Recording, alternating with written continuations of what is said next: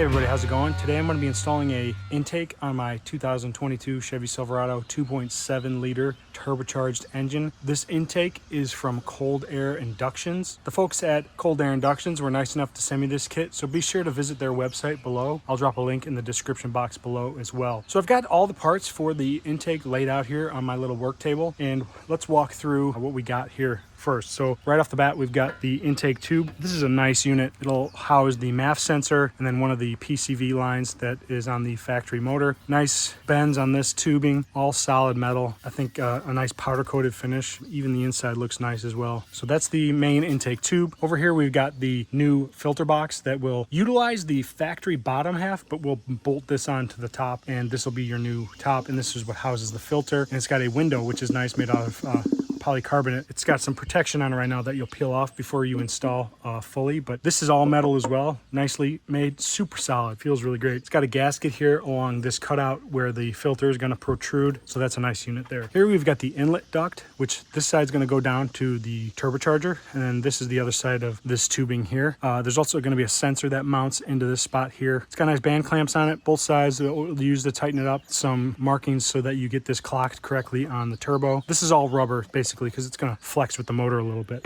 The kit also comes with a couple of brackets because the factory intake utilizes two spots on the top of the motor to mount as just sort of a structural thing. So they give you these that mount to their kit to make it all nice and solid. And then I've got the filter back here. It's a nice big unit. Should breathe a lot better than the factory intake. It is an oiled unit. They did send me a recharge kit. I'll open that up in a second and show you what's inside a recharge kit. This is the intake, and it comes with a clamp on it. It's all nicely made, rubber, solid. Inside of the recharge kit, it looks like it's got an air filter cleaner and then also air filter oil so that you can redo it. So in the past, I've used this sort of thing on K&Ns and whatnot. They seem to work pretty good, and I'm not worried about having an oiled filter on the truck. But so yeah, that's what's in the recharge kit. And they do send a nice little sticker that says this vehicle is equipped with a non-throwaway filter, so you can find a spot for this in your engine. So if you take your truck to get service somewhere, they don't accidentally throw away your nice brand new intake system. Anyways, let's dig into the install and show you how it's done.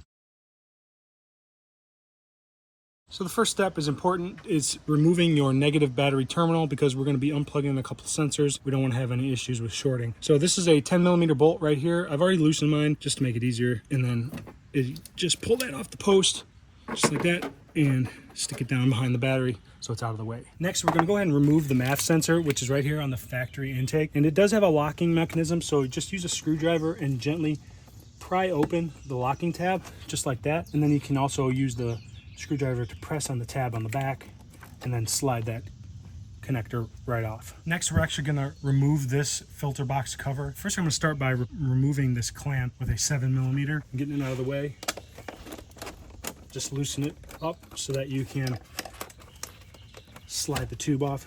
Just like that's good enough for now. And next, we're gonna remove this box. There are 3 screws on this box. There's one on the front, just behind this connector here. There's one on the back right here by the radiator support. And then there's another one right here on my right side where this other radiator hose comes. So just take your 8mm and unscrew those.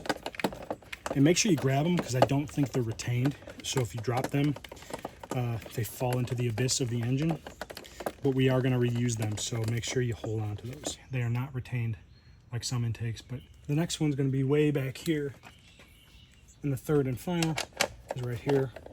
And if you're short, this might be kind of difficult, so having a stool nearby to get into the engine bay will be helpful. All right, so now that this is loose, we can remove it from the bottom half. And basically, you're just going to push the hose off here and then sort of tilt it back towards you and then release these tabs along this side of the airbox cover, and that reveals the factory filter. So I'm just going to set this aside, and then I'm going to pull off this old filter, which is actually brand new. I just replaced it a couple weeks ago. That's what the factory filter looks like. And that's what it looks like down inside this box. Here's those 3 spots. There's this one on the front for the front screw, this one on the back for the back screw, and this one here on this screw. And then that air filter box just slides into these tabs. There's 3 little slots, 1, 2, 3, where we tilted it up out of the place. Next, I'm going to remove this PCV line right here that's on the factory intake. There is a little tab on the bottom that you squeeze and then you can slide that tube right off. I also mentioned I'm working on a cold engine. If this was a hot engine, it would be way too unbearable to work in here right now. Next, I'm going to remove these two bolts on the top of the factory engine cover. They are 10 millimeters, and they should be relatively loose. They're not structural or anything. So just snap them off, loosened, and then you can do them by hand the rest of the way. And save these because we're probably going to reuse them.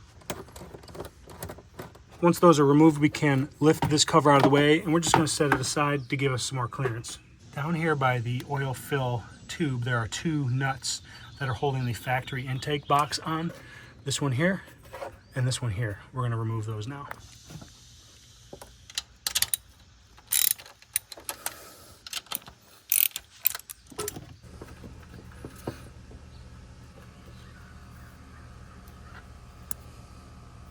Now there's a couple spots where factory harnesses utilize a spot on the intake tube to hold the harness in place, like there, and if you can see maybe down there. I've had this intake out before. I reattached it using zip ties, but there are 4 spots. Remove it from those Christmas trees, or if you have zip ties on yours, just remove the zip ties. So then we need to disconnect this tube here from the back of the intake, and also this connector here. The connector has a locking tab. You see the white little tab there. It needs to be brought back, and then you can squeeze it off to remove it. This area is kind of tight to work in. I got the locking tab open to depress the tab. Got that connector free right there. And then this tube, I remember fighting this tube before, but if I use a small screwdriver and I push on the right spot, they do say this one could be hard to remove. There we go. Got it. I hope y'all can appreciate it's 9:30 and look at me sweat dripping, just working in the shade of my driveway, wearing a Cold Air Inductions t-shirt. All right, next we're gonna remove the clamp on the inlet to the turbo, which is that clamp right there. No real easy way to show it. I've got a 7mm socket with a long extension on it that I'm gonna attempt to reach down there. Got it. This is what I was using, a long extension. This is like an 8-inch extension on top of a nut driver. We should now be able to remove this entire tube from the truck. Lift it up over those 2 studs, reach down and pop it off the turbo. So let's just look at this intake tube. What fell out when I was removing it was one of these bushings for these 2 spots where this mounts on the engine. I found it luckily, but making sure I can keep this intact just in case I ever need to revert to stock for some reason. The 4 spots where I removed harnesses, 1, 2, 3, 4, and they're all back by this purge vent solenoid just above the turbo. That's what those look like. This one I looked like I didn't even bother attaching whatever it was. We are going to take this piece out. I'm going to show you that in a minute. So this is just a little 10mm. Just pop it on there, loosen it, because we're going to transfer this purge solenoid over to the other intake. Should just pop out. I'm going to save the bolt because I think we have to reuse it as well. Next, we're going to work on the workbench here. We're going to remove this MAF sensor. It's held in with 2 T20 Torx screws. So just get your Torx bit out and loosen these up. And this would be a good opportunity to clean this if you had some MAF cleaner. I just did mine not too long ago, so I'm just going to go ahead and reinstall it into the new intake tube. You always want to be careful handling this thing. You don't really want to touch anything below the connector here. You can hold it like this or whatnot, but there's important stuff on this that makes the engine run right, so always be careful handling this. So they have their own screws on here. That's just a 2.5mm Allen screw, so I'm going to remove them here first. Then we're going to take our MAF sensor and slide it in. Take our Allen screws and be careful not to cross thread them and just tighten them in.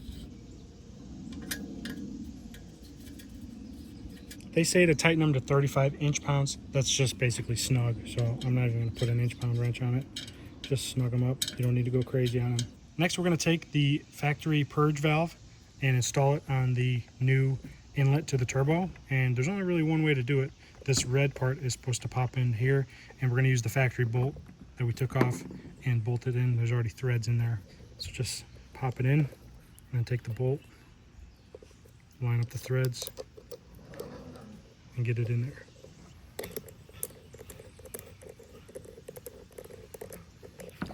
You just get that bolt snug. It doesn't need to be crazy cranked down. All right, next we're gonna go back into the engine and install these little brackets. P is for passenger, D is for driver. These are what are gonna go on top of the engine using the factory nuts. And this is what the engine cover will mount to. So I've got my D bracket. I think it just goes like that. And my P bracket.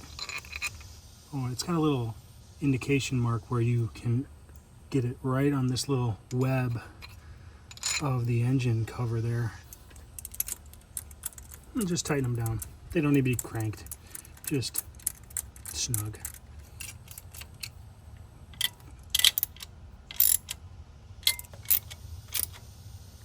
Next, I'm going to take the turbo inlet tube from the new kit and install it onto the turbo, making sure I get this rounded part clocked correctly on the turbo inlet.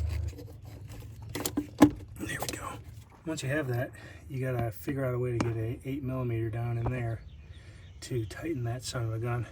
I've got this little tiny 8mm ratcheting wrench that worked perfectly to tighten that clamp in there. It's definitely a tight spot. I think they should relocate their clamp so that it is facing upward so you can use the nut driver that you used to take it off from the factory one. Because there is room on the right side here, but they've got little nubs in the rubber that make the clamp stay in the exact spot. So once you tighten that, should be good. Then we can reconnect the two fittings on this valve for the purge solenoid. There's the connector here, just clips back in. And make sure you close the locking tab.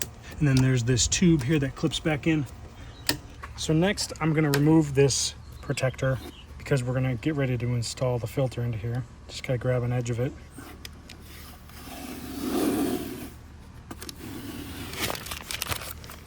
Then I'm gonna remove this clamp because we need to insert it through there and we need extra clearance. So just back it off all the way. Then I'm gonna take this filter and feed it through.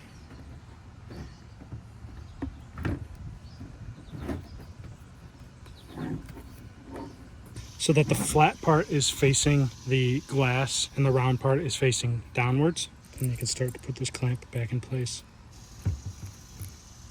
All right, so next they want you to put the new intake tube onto the filter mechanism with all this connected. And it's a little tricky, and there are some witness marks on the tube right there, and then a little dot on the filter rubber that you want to line up so that you know where to orient this tube. I did a little test fitting in the truck just to make sure it was all right, but it's kind of hard to see. There's a little dot right there on the tube that's like in the metal, and then there's a little raised bump on the filter element. So I've got that all just sort of put together, and then you're gonna put this as an assembly into the truck.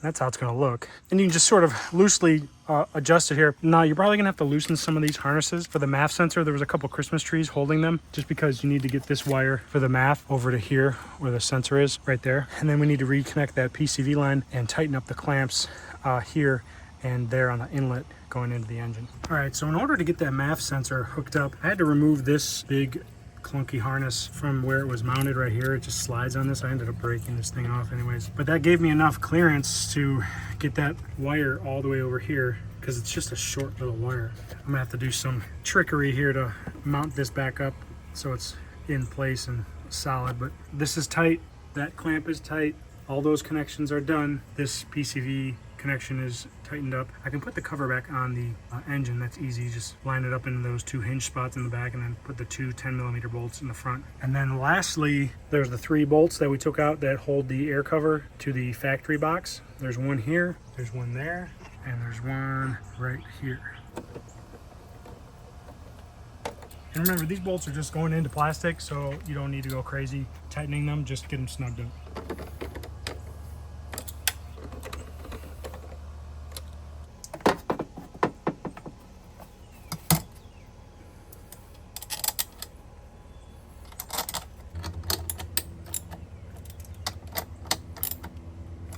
And lastly, you can hook up your negative battery terminal and tighten it up.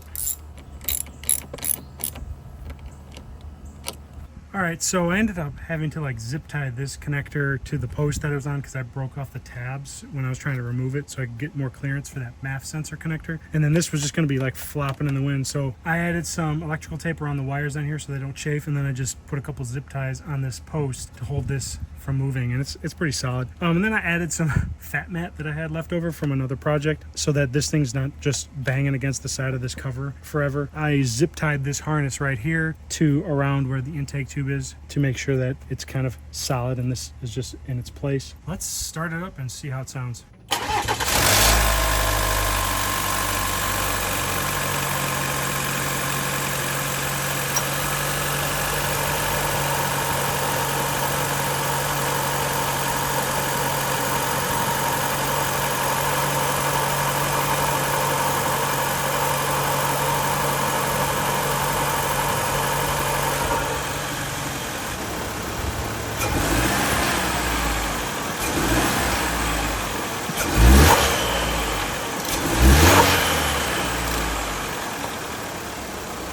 Alright guys, I just got back from taking a test drive and everything looks good, sounds good.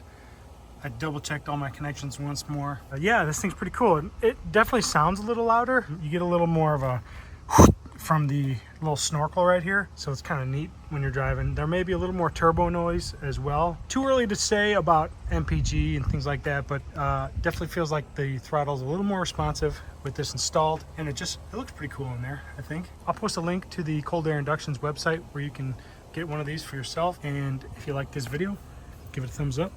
Love it if you subscribe. Stay tuned for new videos. We'll see you next time. Later.